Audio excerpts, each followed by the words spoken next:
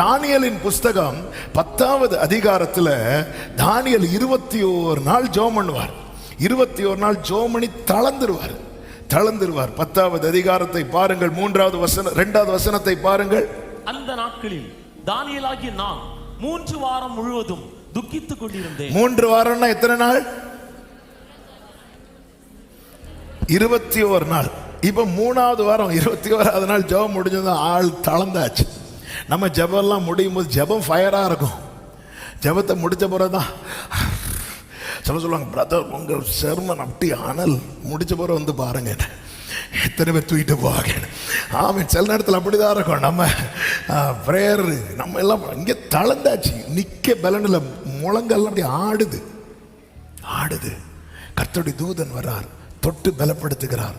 பலப்படுத்தி என்ன சொல்லுகிறார்? 11 முதல் அவர் சொல்லுகிறார். 12வது வசனத்தை பாருங்கள். தானியேலே, பயப்படாதே, நீ அறிவை அடைகிறதற்கும் உன்னுடைய தேவனுக்கு முன்பாக சிறுமைப்படுத்துகிறதற்கும் உன் மனதை செலுத்தின முதல் நாள் துவக்கி உன் வார்த்தைகள் கேட்கப்பட்டது. அப்ப ஜெபத்துக்கு பதில் எப்போ வந்துச்சு? முதல் நாள். ஆனா தானியேல்ட்ட வந்து எப்போ ரீச் ஆச்சு? 21வது நாள். அடுத்த வசனம் 13வது வசனம். பெர்சியா ராஜ்யத்தின் அதிபதி 21 நாள் மட்டும் 21 நாள் மட்டும் என்னோடு எதிர்த்து நின்றான்.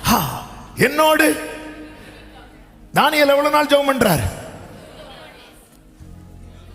21 நாள். பதில் முதல் நாளே வந்துட்டு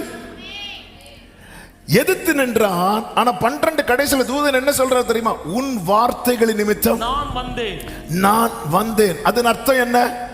சத்துரு இடையில வந்து நிப்பான், கொஞ்சம் டிலே பண்ணுவான், ஆனா வார்த்தையை அவனால ஒரு நாளும் எதிர்க்க முடியாது.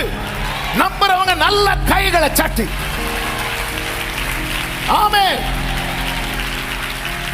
நீங்க அரைக்கதவை அடைச்சிட்டு அப்பான்னு அழுறீங்க பாருங்க. ஆமென். உங்களுக்கு விரோதமாய், உங்க தலைமுறைக்கு விரோதமாய் வான மண்டலத்தில் சத்துரு போடுகிற பல திட்டங்களை கர்த்தர் நிர்மூலமாக்கிட்டு இருக்கிறார்.